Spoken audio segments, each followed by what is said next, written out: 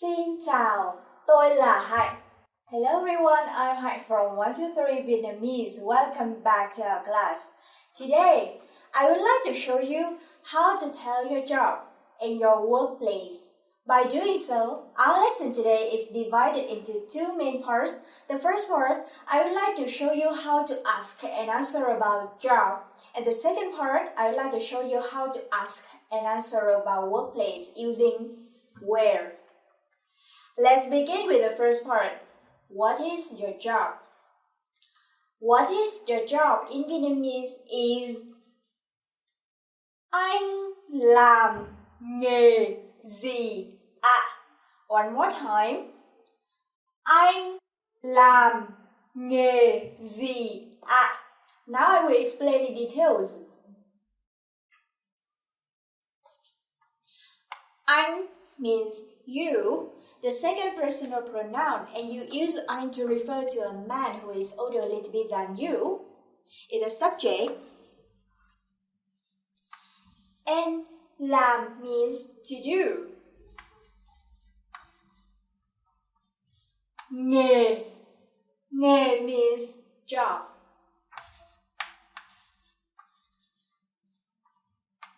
Gì means what.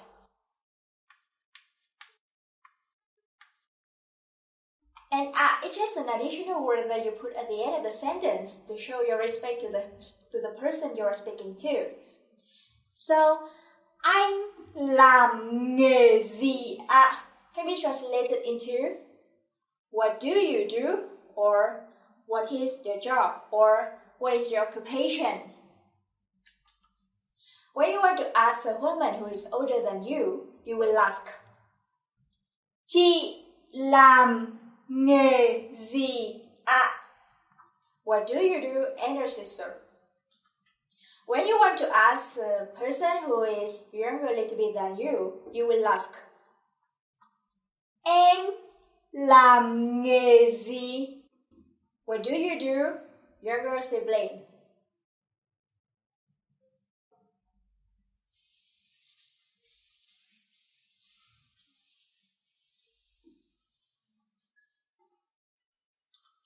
So how to answer this question? Bạn làm nghề gì? What do you do? In English, when you want to introduce your job, you simply say, I'm a teacher, I'm an engineer, I'm a doctor, for example. And in Vietnamese, we say,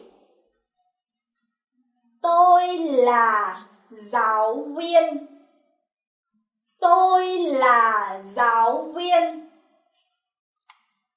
Tôi means I. And là is to be in Vietnamese. And giáo viên, can you guess the meaning of this word? Giáo viên by looking at the picture? Right. Giáo viên means a teacher.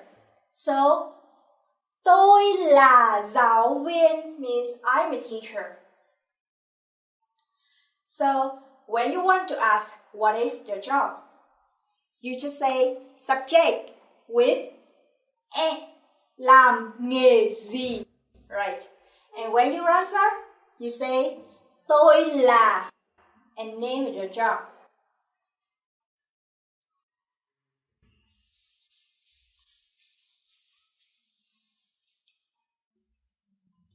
Now I will show you other jobs in Vietnamese. Tôi là nhân viên văn phòng. Nhân viên means staff.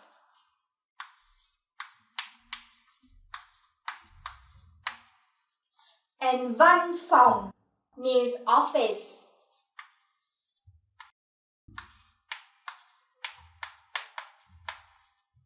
So, nhân viên văn phòng means office staff. And tôi là nhân viên văn phòng means I'm an office staff.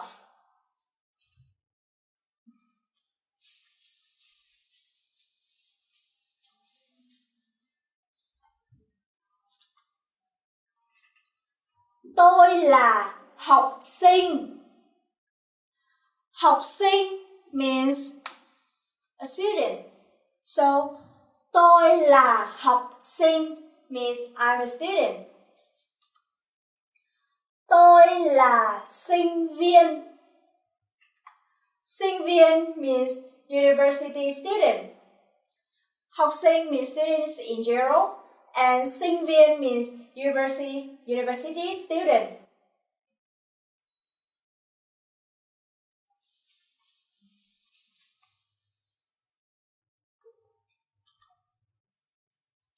Tôi là bác sĩ.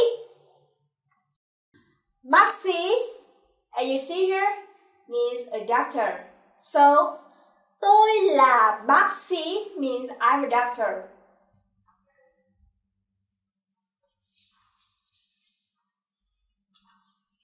Next. Tôi là đầu bếp. Đầu bếp, as you see here, is a chef.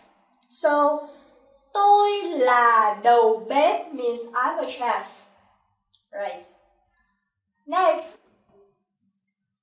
Tôi là họa sĩ. Họa sĩ means an artist. So, tôi là họa sĩ means I'm an artist. Right. So that is the end of the first part of our lesson today. Let's move on to the second part, which is, where do you work? Where do you work in Vietnamese is, anh làm việc ở đâu? One more time. Anh làm việc ở đâu ạ? Right. Anh means you. You use to address a man who is older than you. And làm việc is a verb, means to work. And ở đâu means where. And at, an additional word that you put at the end of the sentence to show your respect. So, anh làm việc ở đâu ạ? Can be translated into, you work where, or where do you work? When you want to ask a woman who is older a little bit than you, where do you work? You will ask, chị làm việc ở đâu ạ? Where do you work? Elder sister. Em làm việc ở đâu? When you want to ask a person who is younger a little bit than you, right?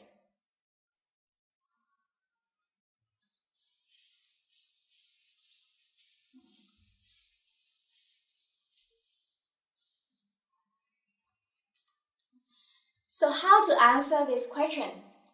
Anh làm việc ở đâu? In Vietnamese, we will say, tôi làm việc ở Hà Nội.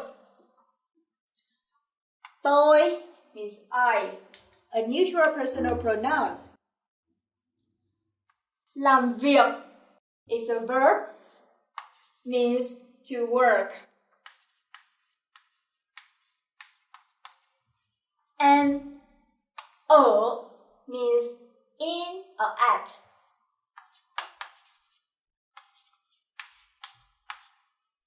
And Hanoi is Hanoi, the capital of Vietnam.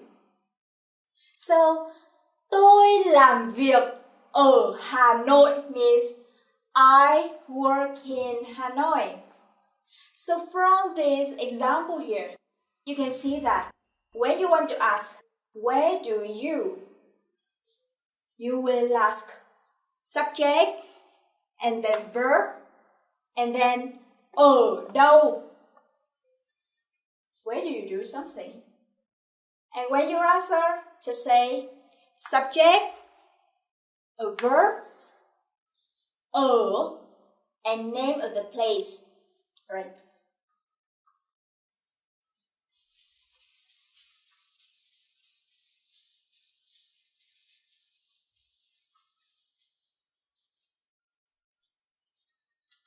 Now I will show you all the examples using where.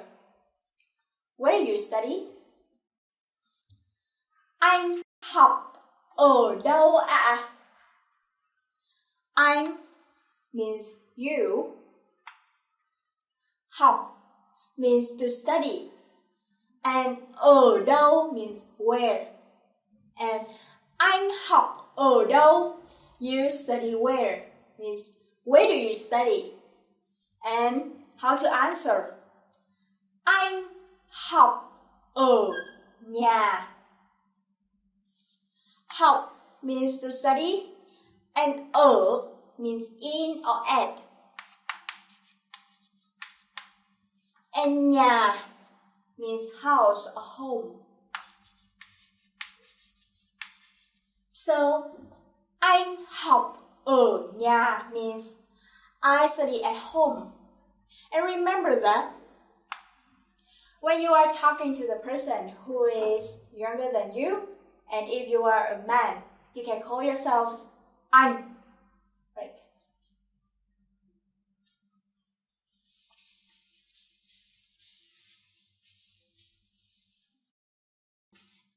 Next, where do you live?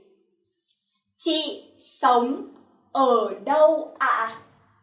When you ask a woman who is older than you will ask, chị sống ở đâu ạ? Sống means to live, and ở đâu means where. So, chị sống ở đâu means where you live, and how to answer? Tôi sống ở Hà Nội. Tôi means I. Sống means to live. Ở means in. And Hanoi is Hanoi, the capital of Vietnam. So I live in Hanoi. Tôi sống ở Hà Nội. Next,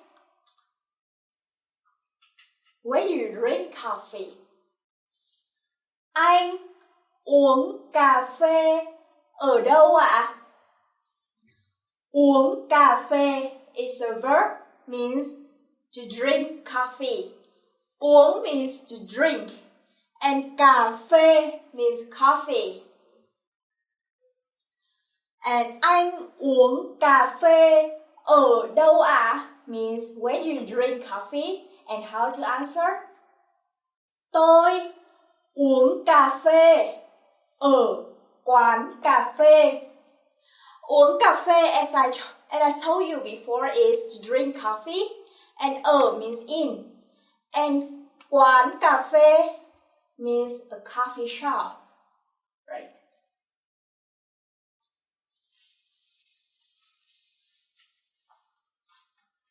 Next, where do you have breakfast?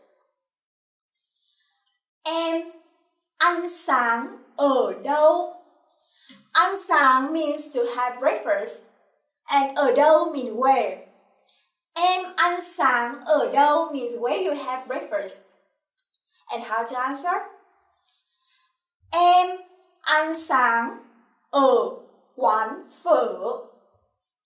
Em means I. You refer to yourself using em when you are talking to the person who is older than you. Ăn sáng means to have breakfast. Ở means in. And quán phở means phở restaurant. Do you know phở? Right? Phở is the Vietnamese specialty. And quán phở means phở restaurant.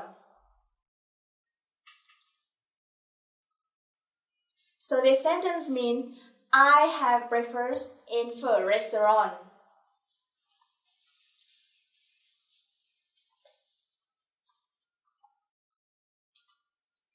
Where do you have lunch? Bạn ăn trưa ở đâu? Bạn means you. Ăn trưa means to have lunch. And ở đâu means where. So bạn ăn trưa ở đâu? Where do you have lunch? And how to answer? Tôi ăn cơm ở quán cơm. Right. Ăn cơm. Ăn means to eat. and cơm means rice. So ở means in and quán cơm means eatery. So tôi ăn cơm ở quán cơm means I have lunch in an eatery. Right. Next.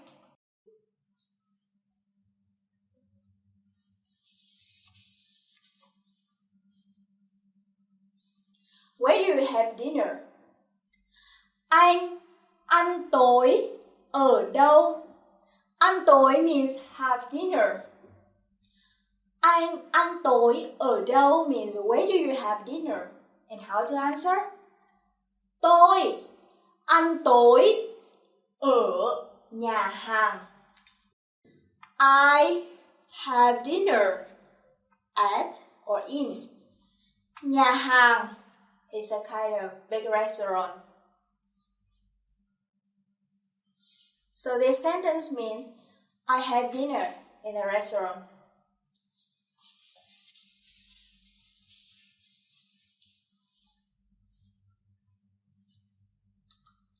Now I would like to show you a short conversation between two persons. This is a Vietnamese girl, Hà, and this is John. Hà is a teacher, and John is a doctor, and Hà is younger than John. Chào anh ạ. Chào em. Anh là John. Em tên là gì? Em tên là Hà. Em là giáo viên. Anh làm nghề gì ạ? Anh là bác sĩ. Anh làm việc ở bệnh viện ca. Em làm việc ở đâu? Em dạy ở trường đại học. Anh học tiếng Việt ở đâu ạ? Anh học tiếng Việt ở 123 Vietnamese. Right. And remember that Hà is younger than John. So Hà addressed herself using em as she calls John anh. Hà introduced herself. Em là giáo viên. Giáo viên means teacher. So em là giáo viên means I'm a teacher. And she asks John, anh làm nghề gì ạ? Làm nghề gì is the structure you use to ask a job. What do you do, John? And John answered, anh là bác sĩ. Bác sĩ means a doctor. I'm a doctor. And he said, anh làm việc ở bệnh viện ca. Okay? Làm việc is a verb, means to work. And ở means in or at. And bệnh viện, a new word, means a hospital. And ca, bệnh viện K, bệnh viện ca means K hospital. And he asked, em làm việc ở đâu? Ở đâu means where. So, where do you work? Hà answered, em dạy ở trường đại học. There is a new word here. Dạy. What does dạy mean? Dạy means to teach. Ở trường đại học. Trường đại học means a university. So, em dạy ở trường đại học means I teach in a university. She asked, anh học tiếng Việt ở đâu? Học means to study, and tiếng Việt means Vietnamese.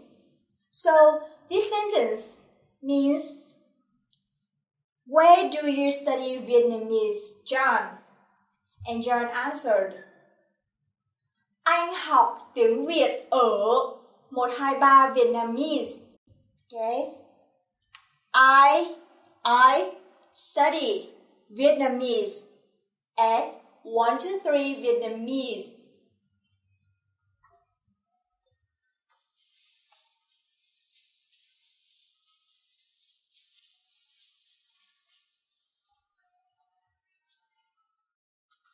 So that is the end of our lesson today.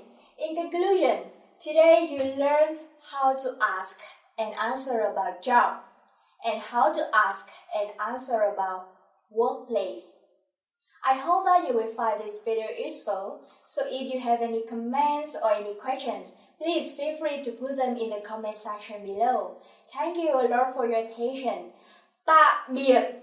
Goodbye.